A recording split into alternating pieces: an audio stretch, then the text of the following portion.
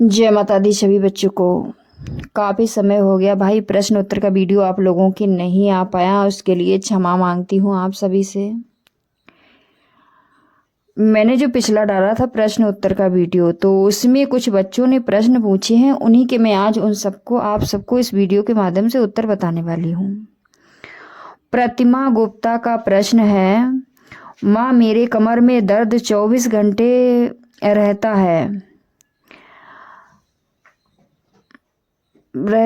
पूजा पाठ भी करती हूँ, वह भी आराम नहीं हो रहा है, निगेटिव चीज़ तो नहीं है। बेटा, अगर आपकी कमर में दर्द 24 घंटा रहता है तो सच में निगेटिव चीज़ है। और आप कह रही हो कि नंबर नहीं मिलता है, नंबर मैं इसी में डाल दूंगी, इसी वीडियो पर नंबर आप लोगों को मिल जाएगा।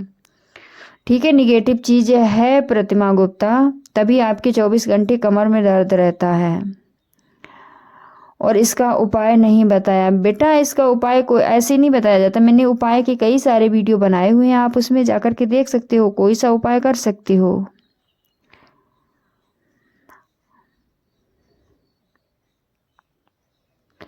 अब है प्रश्न कालू, मेरा नाम वीरेश बाबू है, माँ मेरे ऊपर कौन सी शक्ति है। बेटा, इसके लिए आपको चेकिंग करानी पड़ेगी। अब है, इसमें नाम नहीं दिया गया है, माँ की बहुत ज़्यादा आती है, क्या करूँ। क्या आती है ये इन्होंने नहीं लिखा, और इनकी आईडी पर इनका नाम भी नहीं है, तो मैसेज में आप लोग नाम लिख दिया करो। फिर प्रश्न है पूजा देवी, क्या भगवान हमसे कुछ खुश नहीं होंगे। गलत लिखा है इनका, हम उनका पूजा पाठ करते हैं और माँ बाप को नहीं देखें, बाप इस बार से भगवान जी क्या हमारी पूजा स्वीकार नहीं करते। माँ बताइए, माँ को देखना चाहते हैं पर माँ बाप को भी हमारे पास नहीं आना चाहते हैं। बेटा, एक तो पूजा आपके क्वेश्चंस बहुत ज़्यादा मतलब मिसिंग है, गलत लिखे हुए हैं, और इसमें ये कहाँ पर किसने बोला है कि आप माँ बाप को छोड़ दो, ऐसा तो किसी ने नहीं बोला। आपके इष्ट अपनी जगह हैं और माँ बाप अपनी जगह हैं। क्या बोल रही हूँ, किस तरह से पूछ रही हूँ, कोई समझ में नहीं आता बेटा, और चीज़ें भी मिसिंग हैं। दिलीप कुमार, प्रणाम माँ, कारोबार में अगर किसी की नज़र लग जाए तो निगेटिव आ जाए तो उपाय। बेटा, इसका उपाय है दिलीप सिंह, आप मंगलवार के दिन 7 लौंगे और सिंदूर को ले जाओ। सिंदूर वो वाला होना चाहिए जो हनुमान जी को चढ़ाया जाता है। आप हनुमान जी के चरणों में उसे रख दें, 7 बार हनुमान जी के चालीसा का पाठ करें। पाठ करने के बाद उन लौंग में और सिंदूर में फूंक मार दें। फिर इसके बाद उनको बिल्कुल एक सा मिला लें, लौंगों में सिंदूर वो लग जाए। लाल रंग का कपड़ा भी साथ में तुम्हें ले जाना है, उस लाल रंग के कपड़े में उस सिंदूर और लौंग दोनों बांध लेनी है और हनुमान जी से प्रार्थना करनी है कि मैं ये सिंदूर और लौंग ले जा रहा हूँ, अपनी दुकान पर आपके नाम से बांधूंगा, आज से इस दुकान की रक्षा आपको करनी है। इस तरह से आपको दिलीप बेटा करना है, तो ना ही निगेटिव चीज़ आपकी दुकान में प्रवेश कर पाएगी और ना ही कोई किया कराया दुकान भी अच्छे से चलेगी। अगला प्रश्न है हिमांशी का।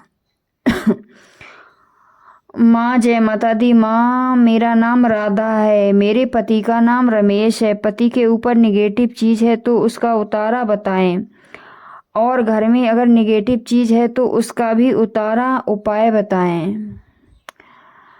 बेटा, वैसे मैंने चैनल के माध्यम से कई सारे उतारे और कई सारे उपाय बताए हुए हैं, फिर भी मैं एक उतारा आपको बता देती हूँ। आपको हर शनिवार या मंगलवार दोनों कर सकते हैं, ज़्यादा निगेटिव चीज़ है तो शनिवार मंगलवार कर सकते हैं। आपको 7 लौंगे और कपूर लेना है अपने दोनों हाथ में।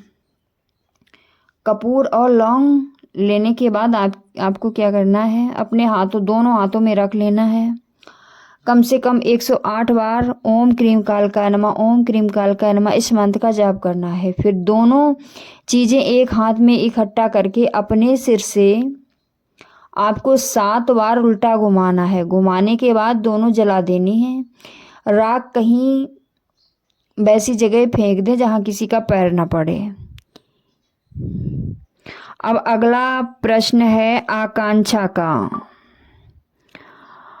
माँ, जब मैं मंत्र जाप करती हूँ तो मुझे बहुत गर्मी फील होता है बॉडी में।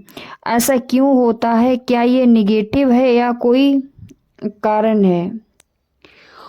बेटा, अगर आप जब पूजा पाठ करती हो उस समय आपको गर्मी फील होता है, आप माँ काली की पूजा करती हो और कहीं ना कहीं आप ओम क्रीम कालकाय नमः मंत्र का जाप कर रही होगी, तभी आपको गर्मी सा फील होता है।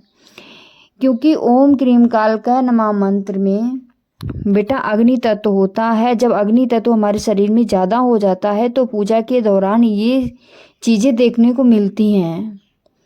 तो जब आपको गर्मी से बहुत ज़्यादा महसूस हो तो आप ओम नमः शिवाय का जाप करना शुरू कर देना, आपको राहत मिलेगा, आराम मिलेगा बेटा।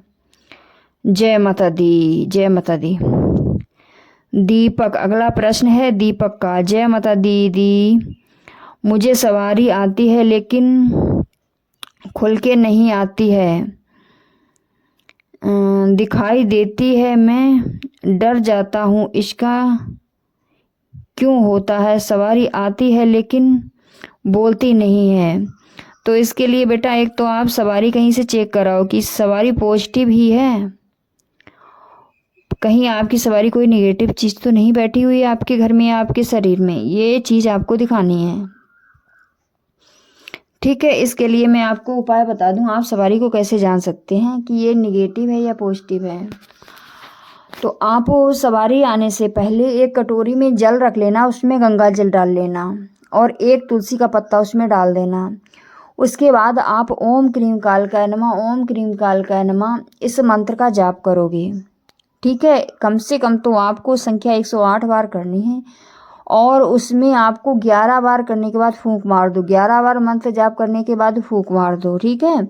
करने के बाद जब जिस व्यक्ति के ऊपर सवारी आती है तो सवारी के दौरान उसे पीने को दें। अगर वो पानी पी लेता है तो सवारी सकारात्मक है, अगर नहीं पी रहा है तो बेटा निगेटिव शक्ति है कोई। ऐसे आप सवारी की पहचान लगा सकते हो। तो चलिए बढ़ते हैं अगले प्रश्न की तरफ। अगला प्रश्न है, बच्ची का नाम नहीं दिख रहा है। जय माता दी। दीदी, क्या आप चौकी लगाती हैं और दीदी आप के गुरु थे या नहीं? अगर नहीं थे तो क्या आप मार्गदर्शन माने ही किया है? बहुत अच्छा सवाल है बेटा आपका। देखो, मैं ये बता दूं कि गुरु नहीं है तो गुरु के बिना माँ की प्राप्ति नहीं होती है, बिना गुरु के भगवान की प्राप्ति नहीं होती है।